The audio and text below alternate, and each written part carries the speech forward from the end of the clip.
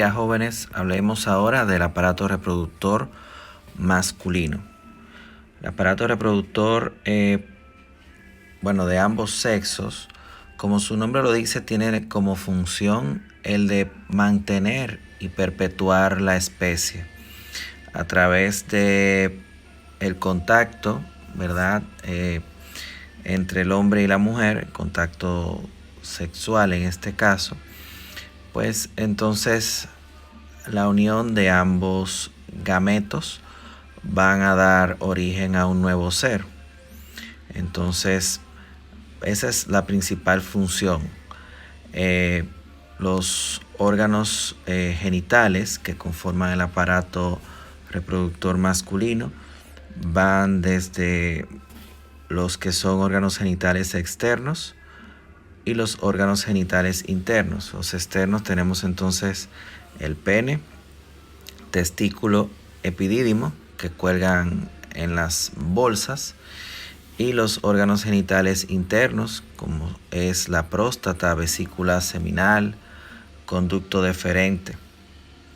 Está lo que se llaman gónadas. Las gónadas son los órganos del aparato reproductor de ambos sexos, que son los encargados de producir los gametos o células de la reproducción.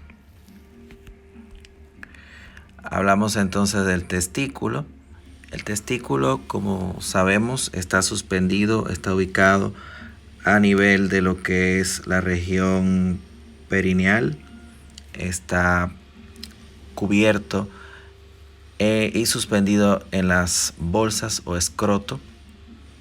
En vida embrionaria el testículo se encuentra a nivel abdominal, va descendiendo hasta su ubicación actual pasando por el canal inguinal. Tiene una forma ovoidea, ovalada, una coloración rojiza.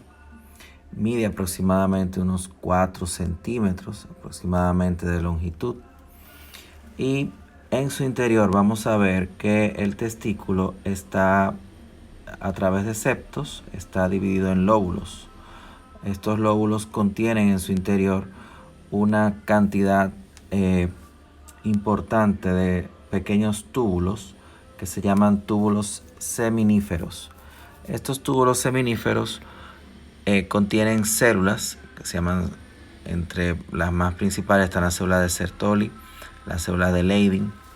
La célula de Sertoli, entre su función principal es la de producir precisamente los espermatozoides, y la célula de Leydig la de producir la testosterona, las hormonas masculinas. Entonces estos túbulos están enrollados en cada uno de los lóbulos en que está dividido el testículo interiormente, y luego hacia lo que es ya su ilio, su porción más posterior.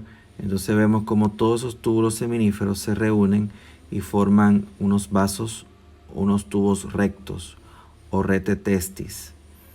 Estos van a dar entonces paso a lo que continúa, que es el epidídimo. Entonces, importante conocer esta pequeña generalidad sobre lo que es la histología del testículo, la constitución en sus túbulos, las células de Leydig y de Sertoli. Como sabemos entonces, y ya dije, el testículo está cubierto por el escroto. El escroto es más que una simple piel. Si se pudiera observar, si se tiene la oportunidad de observarse, se puede ver que incluso en reposo el escroto tiene la capacidad de moverse, de contraerse involuntariamente. El testículo tiene que tener o preservarse por lo menos a una temperatura un poco por debajo de la temperatura corporal. Al aumentar la temperatura corporal se puede notar que el testículo desciende y se aleja del periné. Cuando la temperatura disminuye, pues entonces se ve cómo el testículo asciende hacia el periné, de manera que el testículo se pueda calentar. Debe de tener una temperatura óptima para que la producción de espermatozoides, que es por encima de cientos de millones de espermatozoides por día, se haga de manera adecuada. Entonces, a manera de mencionar y recordar, tenemos entonces la más superficial es la piel. Luego está una capa muscular fina que se llama dartos. El dartos es lo que le confiere al testículo la capacidad, o el escroto, la capacidad de poderse contraer y retraer, igual relajarse.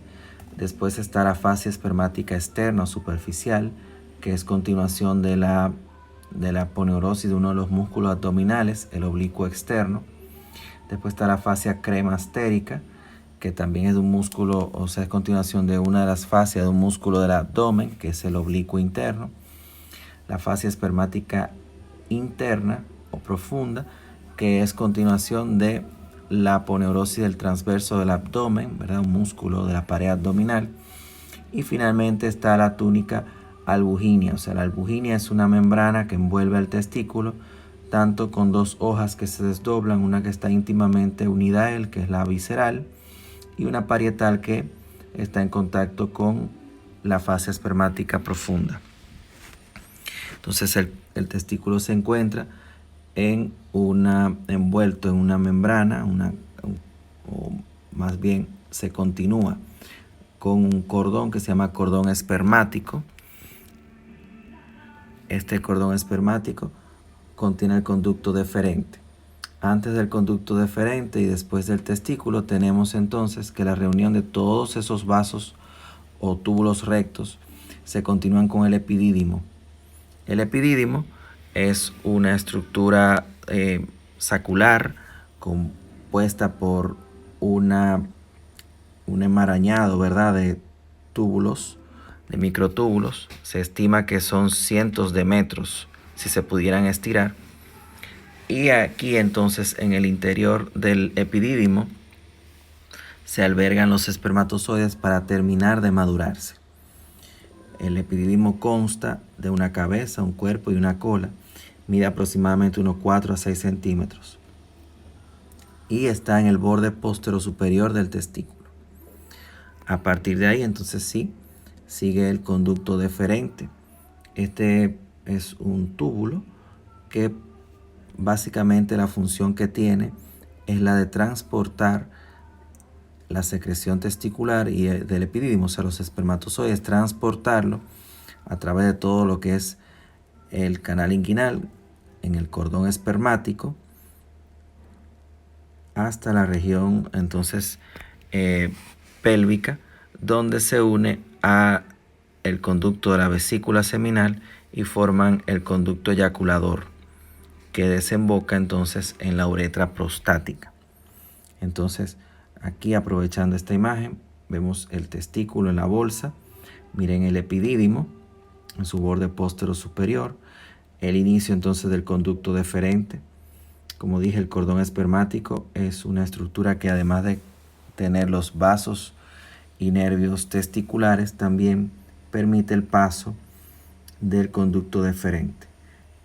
Y este conducto, aquí pueden verlo resaltado en rojo, mide aproximadamente unos 35 a 40 centímetros y no es más que una comunicación, ¿verdad?, para que el espermatozoide pueda ascender y llegar hasta su próximo destino. Las vesículas seminales entonces son pares. Ellas están ubicadas justamente por detrás de la vejiga y por encima de la próstata. Tienen una forma alargada, miden aproximadamente de 5 a 7 centímetros. En su interior se ve que está lobulada. Y las vesículas seminales tienen la función de producir, vertir su líquido, el líquido seminal, y este líquido corresponde o constituye aproximadamente un 60% del total del semen. El líquido seminal entonces tiene una de sus mayores constituciones, la fructosa. Es un nutriente para el espermatozoide. Y la vesícula seminal recibe al conducto deferente, que que es esto que estamos viendo aquí, y se abre en el interior de la uretra prostática. Entonces, la próstata es un órgano impar, tiene forma de avellana, mide aproximadamente en su estado normal unos 2 a 3 centímetros, tiene una base superior que está justamente en la desembocadura o en el cuello de la vejiga urinaria, y también produce un líquido, ¿verdad? La secreción prostática, que contiene zinc y otros elementos que le confieren también motilidad a lo que es el espermatozoide. Tanto la próstata como la vesícula seminal entonces producen un líquido que nutre el espermatozoide y alcaliniza un poco lo que es el pH vaginal para que el espermatozoide entonces pueda tener mayor motilidad, o sea, mayor movimiento, y no perecer por ese pH ácido. Algo interesante que mencionamos en el aparato, ¿verdad?, el sistema excretor urinario, es que la uretra, ¿verdad?, la desembocadura de la vejiga, atraviesa la próstata. Entonces, en esta parte, ¿verdad?, de la uretra, que se llama uretra prostática, podemos alcanzar a ver una elevación. Esta elevación se llama vero montanum. El vero montanum, entonces, es un engrosamiento o elevación que hay en la uretra prostática y donde se puede ver el utrículo prostático o la desembocadura de la próstata, ¿verdad?, de la secreción prostática, y los dos orificios de desembocadura de las vesículas seminales. Aquí está el conducto eyaculador que transporta la secreción de el conducto deferente y la vesícula seminal, y entonces el utrículo prostático que vierte la secreción de la próstata. O sea que todas esas secreciones se reúnen a nivel de la uretra prostática en el momento de la eyaculación para entonces seguir su camino. Es por esto también, jóvenes, fíjense, la próstata aquí en este corte coronal, es por esto que cuando hay cualquier patología prostática, hiperplasia, hipertrofia, el caño, podemos decir, o sea, lo que es la micción, el caño de la orina, como dicen, se ve disminuido porque el engrosamiento o aumento de tamaño de la próstata estrecha el diámetro y la apertura de la uretra. Otros órganos del aparato reproductor masculino son las glándulas bulbouretrales o glándulas de Cooper. Estas pequeñas glándulas se encuentran a nivel del suelo membranoso del perine. Está justamente detrás del cuerpo esponjoso del pene y debajo también de lo que es la próstata. Es esta pequeña glándula que está aquí azulada, y esta glándula son las primeras que vierten su secreción hacia lo que es la uretra. Entonces son las primeras que producen una secreción al momento de la excitación del hombre. Este líquido es más que todo viscoso, es una especie de lubricante, sirve para lubricar el pene, aunque algunas veces puede contener ya espermatozoides. Casos que de manera curiosa, de manera anecdótica, también pueden producir embarazos sin ni siquiera percibir una eyaculación o una secreción de semen en cualquier tipo de acto sexual. Es decir, la secreción de la glándula de Cooper muchas veces pueden tener contener espermatozoides. El pene, pues entonces es el órgano eréctil del hombre. Él está constituido por 3 cuerpos eréctiles que a través de una congestión sanguínea entonces se vuelven turgentes, se vuelven fuertes. Están los 2 cuerpos, en este corte transversal vemos los dos cuerpos cavernosos y hay un cuerpo esponjoso. El cuerpo esponjoso contiene la uretra y principalmente lo que evita es que la uretra se contraiga al congestionarse los cuerpos cavernosos en el momento de la erección. A través de un flujo aumentado, estos cuerpos entonces se congestionan, vuelvo y digo, se vuelven, aumentan de tamaño, cambia su consistencia, se ponen más rígidos, es lo que llamamos erección, y entonces se mantiene esta sangre entre estos cuerpos durante el estímulo que permita que haya alguna erección. El cuerpo entonces esponjoso termina distalmente en un ensanchamiento, que es lo que llamamos glande, entre el cuerpo esponjoso o entre el resto del pene y el glande hay un surco que se llama surco balano prepucial, y la base del pene tiene un ensanchamiento que se llama corona. Entre esta corona, en el surco balano prepucial, hay unas pequeñas glándulas que se llaman glándulas de Tyson. Estas glándulas producen una secreción sebosa, ¿verdad?, que se llama esmegma. Es una secreción que cuando se acumula tiene un color blanquecino y tiene una consistencia grasosa, o sea, sebosa. Su función es la de mantener, digamos, humectado, hidratado la piel del glande. Hablando ahí mismo de la piel del glande, sabemos que la cobertura que tiene esta piel se prolonga hasta el mismo glande y se llama prepucio. O sea, el prepucio es la continuación de la piel que cubre el pene a nivel del glande. Este prepucio normalmente se retrae hasta el surco balano prepucial en el momento de la erección o cuando en voluntad de la persona. En la vida diaria sabemos, por ejemplo, la glándula prostática se puede observar a través de un tacto, o no observar, se puede palpar, se puede explorar a través de un tacto anal. Está justamente delante del ano.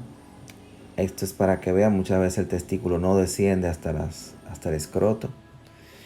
El prepucio, muchas veces, en algunos casos, pacientes no pueden retraerlo. Esto se llama fimosis. O una vez que se ha retraído no se puede volver a reducir hacia adelante. Esto se llama parafimosis. Muchas veces el escroto se puede, por congestión venosa, por inflamaciones, por muchas causas, se puede entonces edematizar y se llama esto hidrocele.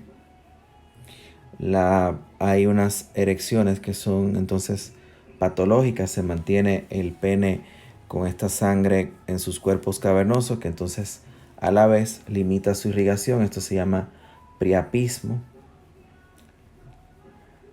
Hay, por enfermedades de transmisión sexual, se pueden ver múltiples lesiones, los chancros, lo que es la blenorragia o gonorrea.